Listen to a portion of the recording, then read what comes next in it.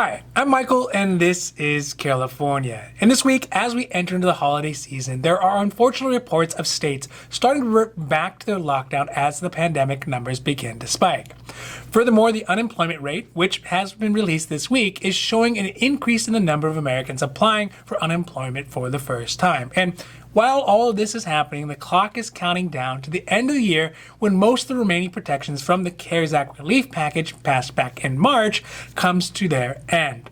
But with lawmakers still squabbling about how much another stimulus package should be and who is to blame for the stalemate, the fast approaching end of the year and the end of those protections that it brings is going to be upon us before we know it. This means that now really is the last opportunity for some sort of relief to get passed before protections end. So today we are talking about some of the most important protections that will come to an end if Congress cannot get another relief package passed by the end of this year. Now this is your 5-minute daily dose. So let's make this quick. But before we do that, if you like this information, if you find it interesting, if you find it helpful, please don't forget to like and subscribe. That way you can get updates when our newest and most informative videos become available. Unlike most years, the next few months that we normally spend with family celebrating the new year and the holidays are definitely going to be scaled down. One, because the state of our economy, a lot of folks aren't going to have really any extra cash, and two, because of the new restrictions that states are imposing on gatherings, likely until the colder months are over. But another major problem is the CARES Act protections, because they are slated to end as of December 26th. That's the day after Christmas.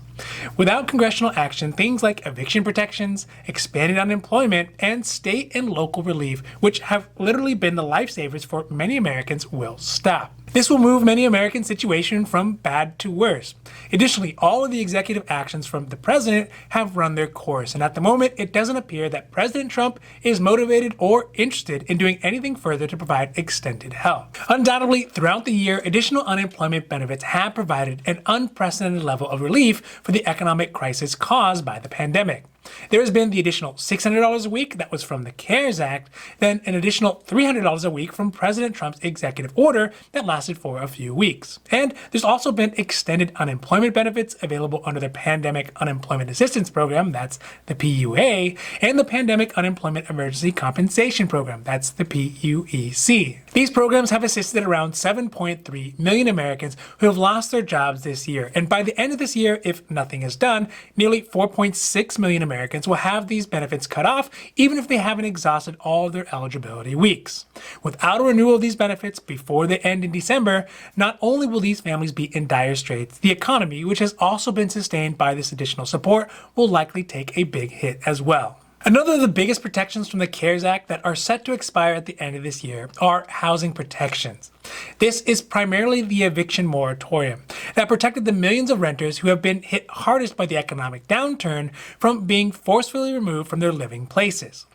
The order was issued by the Centers for Disease Control and Protection, that's the CDC, under the pretense that the larger amount of people being forced into shelters or into the street would be detrimental to the efforts to fight the pandemic and could in fact exacerbate the already increasingly bad situation. But the CDC eviction protections come to an end at the end of this year. And additionally, those protections did not do anything to cancel or even pause any back rent, meaning that once January comes around, months and months of back rent will come due specifically for families who haven't been working for the better part of this year and who will no longer have any financial assistance left to even pay a portion of that colossal lump sum that will be due.